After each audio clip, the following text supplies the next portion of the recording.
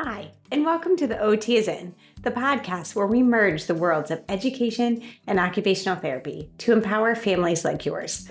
I'm Sarah Collins, your host, an occupational therapist and a homeschooling parent. I've experienced occupational therapy by supporting families for over 15 years, but also through seeking out support of my own children, so I'm right here in the trenches with you. Though there is not one way to educate your child, there is a lot to consider when individualizing an education. And the goal of this podcast is to explain some of the why behind what an occupational therapist is thinking so you can apply it to your own family. Especially with my three favorite topics: executive functioning, handwriting, and sensory processing. Each episode will be packed with practical tips, expert interviews, and real-life stories aimed at helping you to create a supportive learning environment for your child. So grab your headphones and get ready to dive in of the collision of education and occupational therapy. I'm Sarah Collins from Homeschool OT, and I'm thrilled to have you with me on this journey of discovery.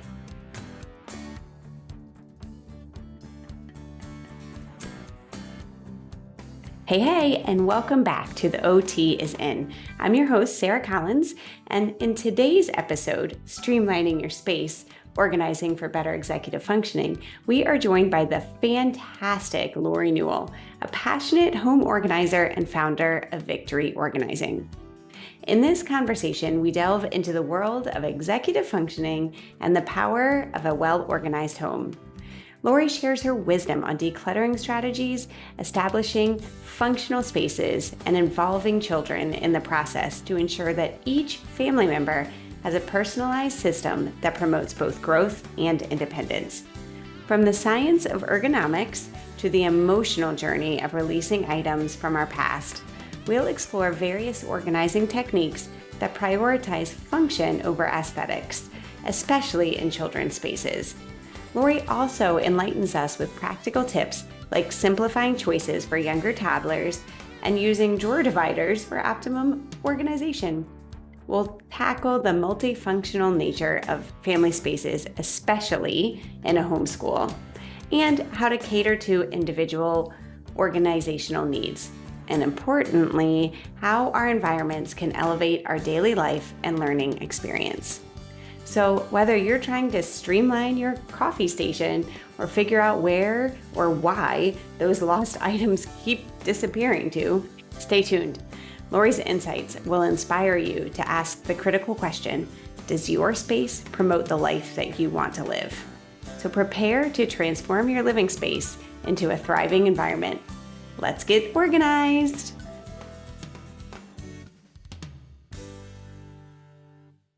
All right. Hey, and welcome back to the OT is In podcast.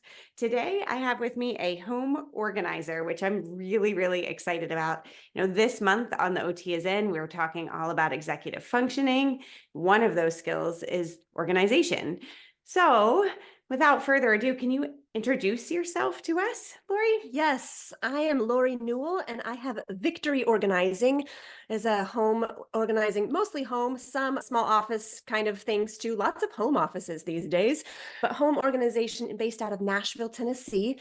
And I've been doing this since before the pandemic. Officially, my kids finally got old enough that I could launch that around that time. I homeschool too, so I do this juggling dance. I like to think of it as choreography of homeschooling and entrepreneurship and living life and thriving. And so my kids are 15, 13, and 10 at this time. And we do lots of things. And we also, though, really value keeping our space open, our time open, so that we can connect deeply is our kind of our family value. Oh, I love to hear that, because connection is such a big piece of homeschooling. And the way that your space can play into that is something I haven't really thought about much, but you're right. I mean, we have to have enough, space and to feel calm to be able Yep. to connect in that way. So Exactly. you and I kind of talked about two different ways or two different aspects of this, organization for moms so that we can feel calm enough to be able to connect, but then also organization for our children and their space so that they are able to thrive and Mhm. participate in everything that they need and want to do. And at first I was like, hey, well, which one do you want to tackle first? And you said they're very intertwined, and that even spoke more to me. Tell me a little bit about, your process even for your own home, but then also when you're going into others, how do you help to organize to provide that space for connection? Yeah, I think the first thing is to declutter. And that's super hot topic right now. Everybody's talking about decluttering, and it can get real personal and real scary very Mm, fast for a lot of people. Like, don't ask me to get rid of my stuff. And defense mechanisms go up. And it's like, no, no, this is my stuff. I need my stuff. But I think it's really important to remember that the things we're talking about decluttering are not what's valuable to you. We're mm. talking about releasing the things that are not valuable to you. We're talking about releasing the trash, the things that infiltrate your space almost accidentally and that make it hard for you to then do what you value. So, when I'm working with a client or myself, I really try to start by looking at what is taking over this space to make it so it's not what I intend. So, like, we got to look at, like, okay, if I have piles of things that are kind of crowding in on my intentions and crowding in on my mental bandwidth, I need to first look at what I think of low hanging fruit. Like, get rid of the stuff that's just obviously, like, you go into someone's space and they're like, well, this is trash. And okay, well, great. That was an easy choice to make. So I think it starts with decluttering and really a sense of courage to be willing to look at what is important to me here, Yeah. not being afraid that someone's going to take it away from you. I think that that's sometimes the attitude that I encounter is like, as a fear-based, don't like protective of Yeah. our stuff in our space. But what I think it's a misguided possessiveness, because what we need to be protective of is our sanity and our bandwidth and our intention, like our values, really, and be protective against those things that would seek to infiltrate that and crowd them out. Does that make sense? Yeah, it does. But when you have that fear, it's kind of hard to decide, right? What is actually infiltrating versus what is something that I actually care about. So, Sure. how do you help people to make that decision? We don't I ask a lot of questions. I don't come in thinking like, well, obviously there's an answer to this, because I think it's a process of figuring out, well, what do you value? And so we think first, well, what do I want this space to do? So specifically, as we're talking for the homeschool family, like, okay, is this room a school room? Is it a schoolroom and a dining room Mm, and a craft room? Is it also the home office, right? Like, we have these spaces that have become multifunctional, but sometimes we're like, actually, no, I don't want to be working out in here. Let's move workout to the garage, or like wherever the space is. So we got to start by defining what do we want this space to do, and let's set that up first, and then figure out what else can live in there. So sometimes spaces are multifunctional. We go like, well, this does need to be the home office and the homeschool room. Okay, great. We can work with that, right? But if it just becomes a catch-all, and our rooms tend to become a catch-all, right? It's like, yeah. well, that's where this got dumped, and that's where the returns ended up, because, whatever, all the things end up in the space. So I think we start by looking at what we need that space to do, how we need it to function for us, and what then needs to live in that space. I love to hear you talk about function so much because that is very much what OTs think about. We're looking at what is it that you need and want to do, and each person is Yes, different, and how does our environment play into that? And so when you're exactly. thinking about, what your space is, it's interesting to me that you say, homeschool room. We were just talking before this about how, the wall behind me here is white now, but was a chalkboard wall for years and years and years when my kids were writing on the walls and we were working on vertical surfaces and core strength and all of that stuff. But that's not something functionally that we need anymore. So the space has changed. But we've never Yes, actually had a quote unquote homeschool room. When you same. Yeah, that's what I was going to say. So when you talk to homeschoolers, do you find a lot of homeschool rooms? Occasionally, I find that most people who have a homeschool room end up using it for homeschool storage of things, Okay, yeah. but they're more likely to do homeschool in the living space, at the kitchen table, the Mhm. couch, if there are desks around the home, or as kids get older, they tend to take their work away from away Yes, from that's what the I'm seeing crazy. in ours, right? And so it depends, but I have yet to see a homeschool family that like has a school room where that's the only place that they do school. That's Yeah. doesn't seem to really be a thing, even if we even if we think originally it will be. Yes. Do you know what's funny is I feel like we started with more of a this is going to be our homeschool space, and I had two Sure. desks in this room, and I realized that was more of I was trying to bring school into my house, right? And that dissipated pretty quickly when my youngest was one at the time, and he was like, I'm not being in that room. Like, what am I going to do there? And Right. then, and then my middle son, who is a mover and a shaker and all the time, and he wasn't going to sit at any darn desk. He's like, no. Right, right. Now, Yep. interestingly, though, my daughter, that desk has moved up to her room and she is Yes. all over that. So, can you talk a little bit about, how do we support each person as far as Mm. organizing and thinking about their spaces within a Mhm. family? I find that where my family is with 15, 13, and 10, each person really needs their own designated space for their things. When they were younger, it was like we had much more communal family things, right? Like, we went to the library and these are our books, right? It was very much community family Mhm. oriented. But as they've gotten older and have more specific coursework that they're doing or more specific personal reading that they're doing, in my home, I have set up we have one of those giant shelving units, right, with the big cube kind of setups from Mhm. IKEA. And so they each have two cubes that are their personal space. So like one is for their school materials and the other is for their personal reading and any other books that they keep on hand because we like books at our house. Yes.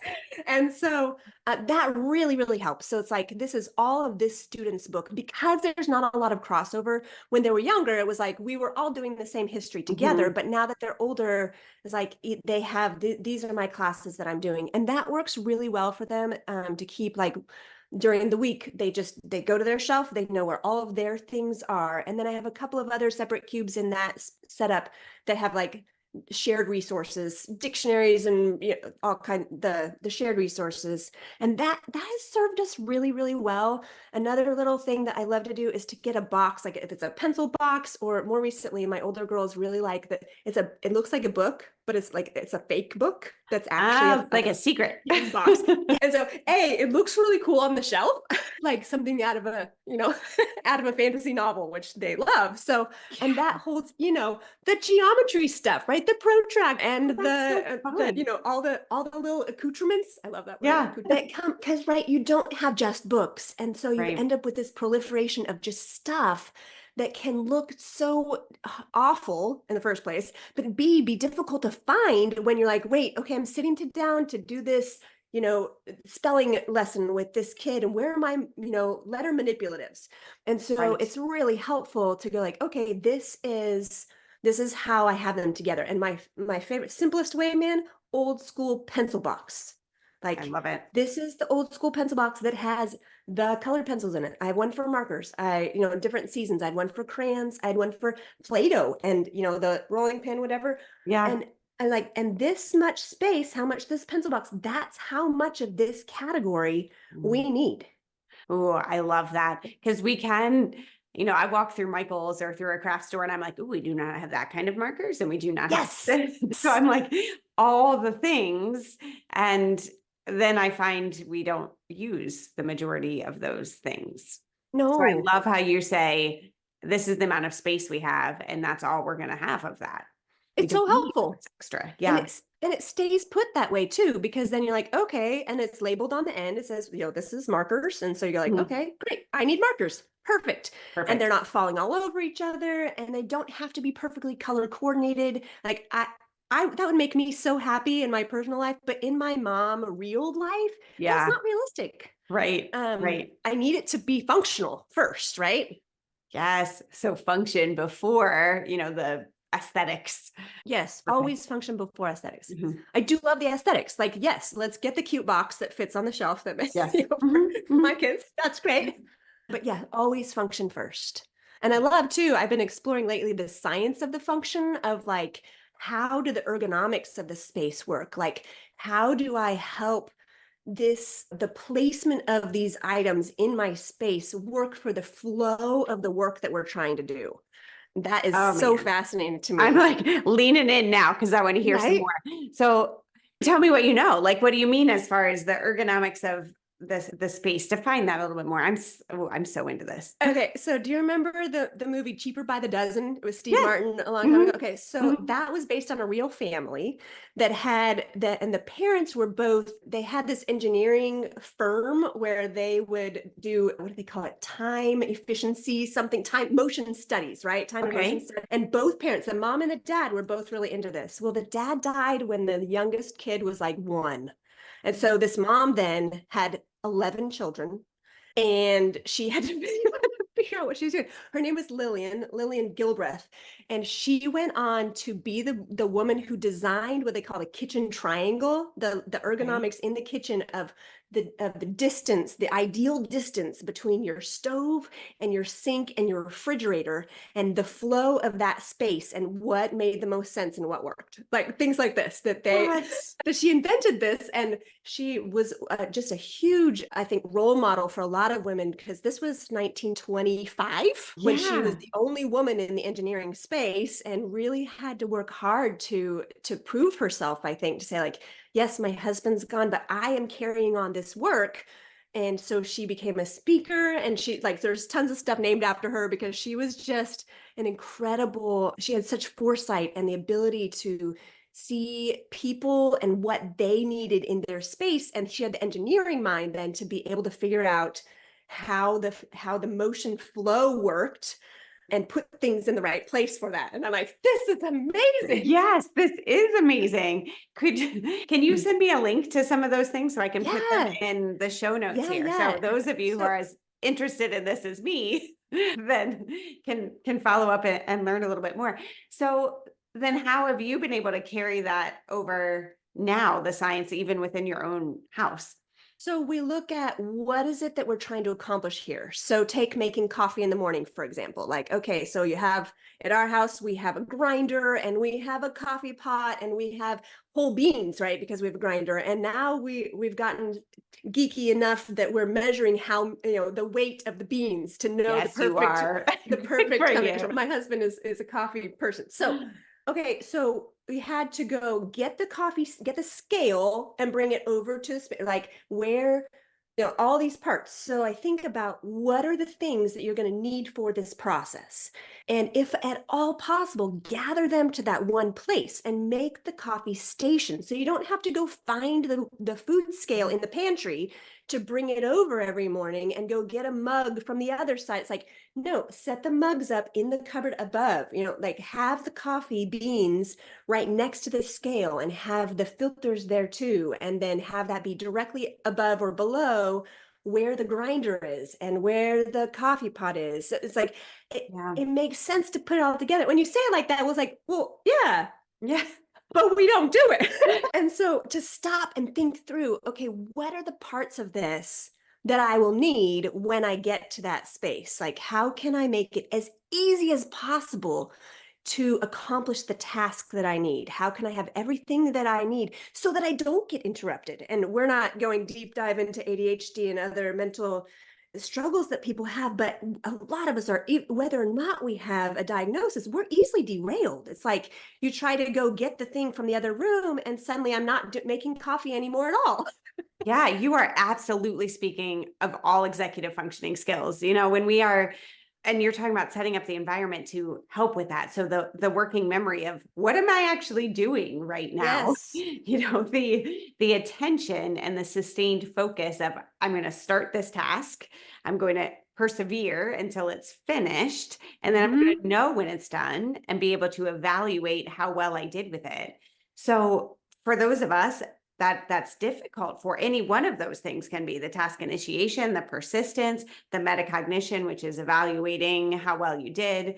all of those, any one of those can be a struggle. So to set up the environment to help with that, that's beautiful. So smart. By gathering the things. I've talked to some parents who like to get the outfits together ahead of time. Like they Mm, have a gallon Ziploc bag that's like, here's the here's the pants and the underwear and the shirt for their little guy that needs it all to be mhm. together. And so Yeah. sometimes that's really helpful. Some kids have too hard of a time getting to a pants drawer and a shirt drawer separately. But depending upon where they're at in their journey of independence, that Yeah. might be great. Like even having a separate drawer for those things, it's just so helpful to set it up in a way that it's all right where we need it. Yes. And I love the way you're talking about where you are right now in your level of independence, right? So this is what I need right now. And we're going to match our Yes. environment to the skills that you have. So Yes. it's not like, well, I need you to be able to get yourself dressed. So make it happen. It is looking at Right. where are you specifically right now? Are your needs and how can we set up the environment to help you to Yes. or even support you even more so than help because we want our environments and our Right. spaces to be conducive to who we are and what we need Yes. right now. Yep. Yep. It's good stuff. Yeah, and some of that too can be some of the decluttering can also be simplifying the things that are there because it's overwhelming to have too many choices. Yeah. I find that for little kids especially, but for myself, like I recently made a change that I'm so excited about. I decided my precious time is not worthy of sorting effing socks. Girl, I am with you. Why are all the socks different? And I was like, why am I doing this? And so I have not done this for everyone in my family yet, but I have bought myself all matching gray athletic socks for all the athletic things. Yes. Like, I don't need white ones and black ones and gray ones and cute ones. And like, no. This is Like, unnecessary in life. and if a kid is having a hard time finding socks, like by all means, get them all the same. Like, Yeah. in fact, I had one client that I was like, if we have different sizes of kid too, like get this size is all white, this size is all blue, this size Mm, is all gray. Like, just make it as easy as possible for them to find the socks they need. I They love this. need, right? By the I time they went get out the through this door, phase as a in my kid, life, yeah, where I wanted need like your all these socks. like cute socks, and then I was like, why is this happening? No one looks Right. at my feet, and I'm with you on this. In fact, I'll be honest, I don't match socks. I just like you want My to. Here's my two. kids don't either. I can't, but I can't, that bothers me. Like, I Yeah, don't I like get wearing too it. many different matches, Yep, but I'm I okay if get they're all it. the same. Yes, my boys Yes, and I both know will getting out have the door, it's only. hard. Yeah, my boys both have all black socks, and Yep. that's what they wear right now. And one's 8 and one's 13, and yet somehow they can wear the same black socks. I don't know, but that's what they're doing. They're on my Amazon wish list or my Yep. Amazon like monthly order, and there's new socks that roll in here because they inevitably have holes Yes. in the soles. Yeah. Yes. Yes. We digress here. Anyway, you don't care about the socks that my children wear. Are you tired of repeating directions to your kids, or do meltdowns throw your day off course? Or if you have a child who struggles to get started and then stay on task, guys, you are not alone. These challenges are all part of executive functioning. This month, as we're tackling the concept of organization and prioritization in the homeschool, it's important to remember that this is only one aspect of executive functioning skills. Getting started with a task, persisting through to the end, self-evaluating, and working memory are all also aspects of executive functioning. We address these in the Executive Functioning Focus Group. So join us on a 30-day journey as we delve deep into executive functioning skills tailored specifically for homeschool environments. For each of the skills, we focus on ways to help support our children in their development, ways to set up the environment so it matches their strengths and needs, and questions to help to promote success with the activities that your children specifically need and want to do. Join us to discover how to support your kids as they learn at their own pace. Because let's face it, one size does not fit all when it comes to learning. Each week, there's new content to help you understand more about executive functioning. because at each stage of development, these skills and expectations look different. And though the main goal is to help you understand the why, there are also tools and strategies that you can implement immediately. Now, this course is designed to be a month-long deep dive, but it is not designed to contribute to overwhelm. You have lifetime access, so you can keep coming back, or you can work at your own pace. Guys, don't miss out on this opportunity to empower your homeschooling journey. Join our Executive Functioning Focus Group today. You can find it by visiting our shop at homeschoolot.com, or more specifically, homeschoolot.com/shop/executive-function-focus-group. Let's make this learning joyous adventure together. So now back to the OT is in. So far we've talked about, starting with the, what you care about and what you value yourself. Yes. And then looking at what your personal needs are for a space right now. Now, we've also mentioned a little bit about making sure that you do have a space for the things. 'Cause as a homeschool mom, there is nothing more frustrating to me. Well, maybe a few things, but one of my big frustrations is like, I've got something that, we're ready to do, and we're going to go to the library in a little bit or something like that. So let's try to get, this done before, whether it's a craft project or it's something with a time limit. And then I spend the majority of my time walking around like, where's the scissors and where's the markers and where's that? So what are some ideas for parents who are losing their things or can't quite keep a hold of everything that would belong to something? You mentioned the pencil box already, which I think is awesome, but are there other ideas of systems or ways that we could do that for families? I find that drawers are great because they open and they close and the things just disappear, but they're right where you need them when you come back to them. So I take a really good hard look at drawers. People end up with what we all call a junk drawer. Oh, yes, for sure. But the thing about the junk drawer is that's usually in what I call prime real estate. It's that prime drawer that's right, and it's the easy access. That's how it becomes so junky. But that's a great place to set up on purpose with the things that we end up calling junk because there's too much of it. It's not that the things in that drawer are actually junk a lot of times. It's that it's the stuff that we always need, right? It's the scissors, it's the packing tape, it's the screwdriver, all those random things that are not actually random. They're tools that we really need, right? And we need to be able to find. So one of my favorite little tools is the drawer divider.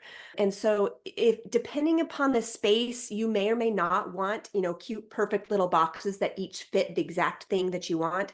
What I find usually is more helpful in a drawer is to get the tension, and I can share your link, but the tension bamboo dividers that just hold the drawer in several sections, right? So you have a drawer that's say 15 inches across or something, and you go, okay, well, really, that's way too big. It's all just gonna be a jumbled mess in here. But if I cut it in half, or if I cut it in thirds, well, now I have a more manageable part, and I can go like, okay, well, this is for like office supplies on this section. This is going to be my scissors and my paper clips, right, and my stapler. But this section on the other side, well, I want that to be more like home tools. It's going to be my screwdriver and my pliers. So when you put the categories together, it doesn't have to stay perfect. That's part of what I find, especially with busy families, is like kids aren't going to put it back perfect, but they might put it back close, right? Like they could get it in the drawer. Yeah, well, we're working on that, right? So we're working on them putting it back. And so if we can lower our expectation of, well, you have to put it exactly in this spot, but go like, well, if you can get it in this drawer, that's great. And second, if you can get it in this drawer in its third, like you have 3 spots, put it in the spot, like it goes with these other tools. I find that kids do really well with that. It's not too persnickety, finicky, too difficult, but it's general enough, but specific enough that sort of balance works really well for a lot of families. I really love how you said, we're going to lower the expectation, but you're still going to lay out an expectation. If you can get Yes. it into this drawer, Yep. And the follow-up again, to that is labels. If you put office mhm, supplies on the office supplies section, that really helps families to know, like, oh, look, that's where the hammer goes because it says hammer there. mhm, Helps so much. Some people get like, oh no, don't tell me what to do with the labels. Like, but if you have a family and you want them yeah. to know where things go, it can be very helpful.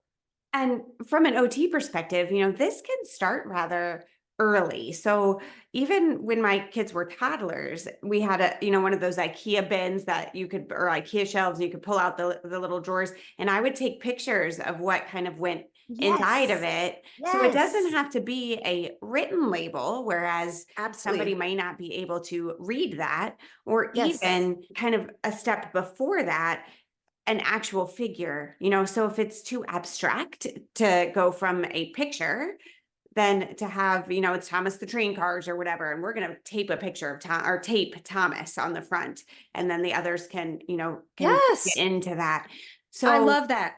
there are ways to help our children to know what finish means. Like, this is the end of Hmm. the activity. We're all done playing with this. Now it is time to go to Hmm. the library or whatever. Right. What exactly does that finished mean? So that's how we could lay out that expectation. Love it.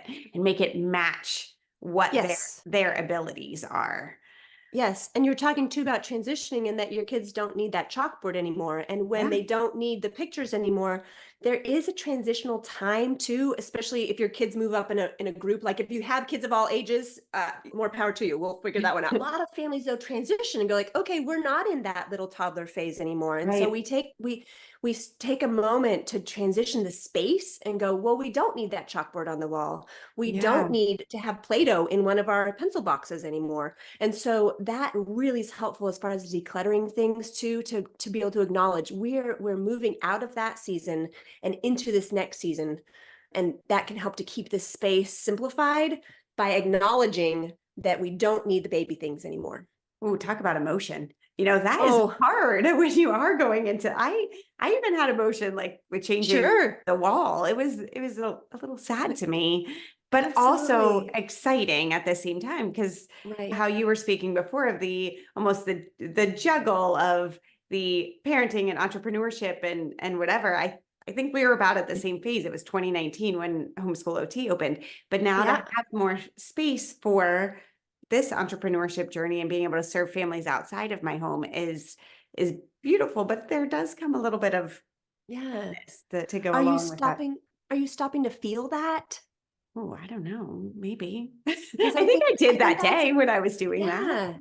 I think that's an important part of the process is to allow yourself to feel it and not just brush past it and go like, Mhm. no, I'm being practical here, but to stop and celebrate Yeah. that you've survived that season, right?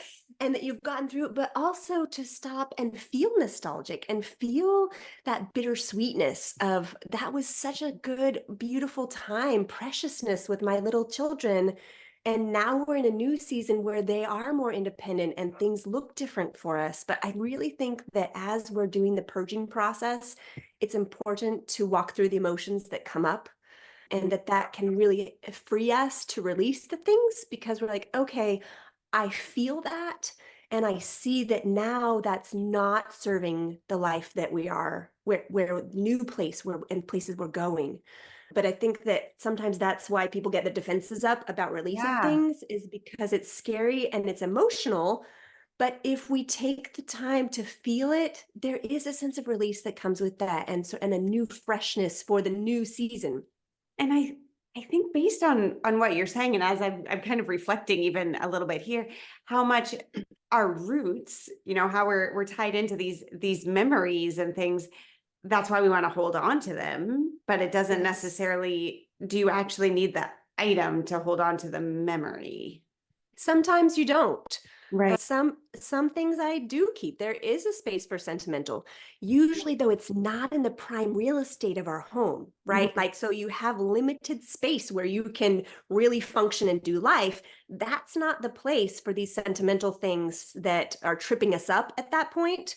though, like it's important to remove it from that because it's frustration and it's resistance, right? It's like it keeps us from flowing smoothly through our current life.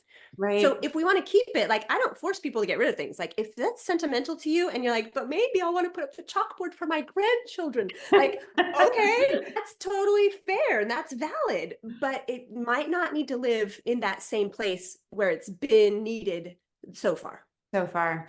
Now, how much when you are doing or working with a family on, organizing their space, how much do you include the children within that? Great question. It really depends upon their ages. The older they are, the more they have to be part of the process. Yeah. Obviously, if they're babies, no, they don't. And I really encourage moms of young kids, I would say below about five, depending upon the kid, 3 or 4, you have the opportunity to simplify without them. And it's your job to be the gatekeeper of what comes into your home, especially the smaller your kids are. And so if you're like, oh no, I don't want this toy that, makes all this sound that my kid wants at the toy store, but they really, really want it. Well, are you going to have that? Are you going to resolve that in the store and be strong enough to say no? Or are you going to be annoyed by it every time it's at your house? Like the rest Right. of, right? The rest of the time that you have it. So you are the gatekeeper. And when they're really young, it's up to you to keep your space how you need it to function as the parent. And you can see too how the simplifying is actually better for them. Usually they don't need to be overwhelmed with too many choices. Right. And so with toddlers especially, it's like, no, like I love the Montessori approach of like, let's have a place for where they can see what their options are and the simplification of that.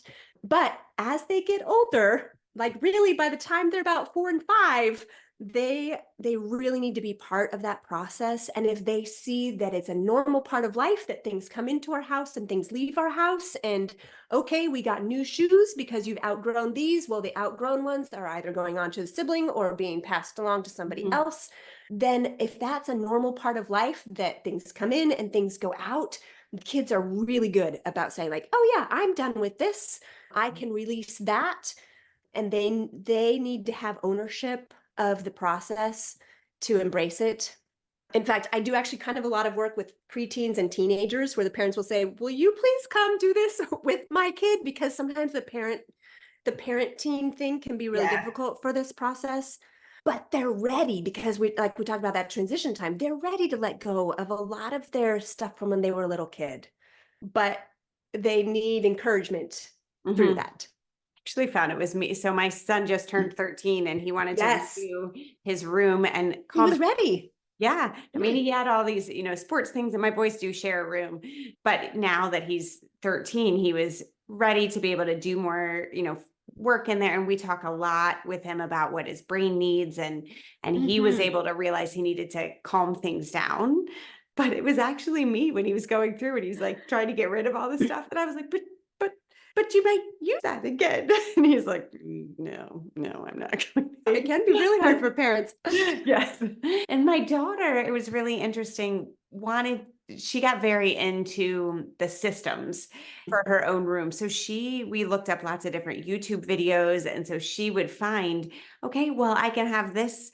I don't know. It looked like X's within her drawers so that she could fit her socks inside of them to see. Oh, yeah. Yeah. She really wanted to look at what was out there to then feel the motivation to do so within her home. So are Yes. there resources that you know of that might help teenagers to feel more empowered to Ooh, do this? I will have to ask my teenagers that because I think you're right. They do find things, memes and other such that my 15-year-old will come back saying like, "Oh, mom, I want to fix up this way of my room." And but I don't know specific resources for that, but Okay. that's a great question. I think they need that. Yeah.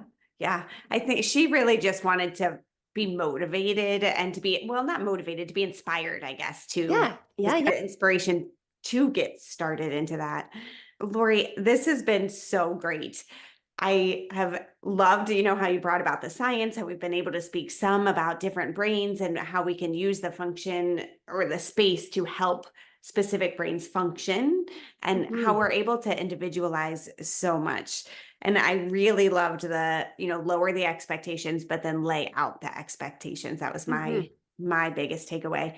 So if there's one thing or one question, I don't know, I love to put people on the spot at the end, sorry. One moment or your biggest thing that you would like someone to take away from this conversation, what would it be? I guess it would be to ask yourself the question if your space is promoting the life you want to live. That's a weighty question. Love it. It is. And a lot of people, if they want to be on the go and have a rich family life and things, a lot of us need to own less. Such valuable advice. Well, Lauri, thank you so much for being here. Can you just leave everyone with how can they find you? Yes, I'm at Victory Organizing in lots of places. So Victory Organizing on Facebook, Victory_organizing on Instagram, and my website is victoryorganizing.com. And you are based in Nashville, but do you do anything Yes. virtual or is it all in Nashville? You know what? I haven't done a lot of virtual yet because I love getting in there with people in their actual homes, but I would totally be open to that. All right. Well, now people know where to find you. So thank you again for being here, and we will. Thanks for having me. Absolutely. And we will see you next week, Thursdays, for the OT is in.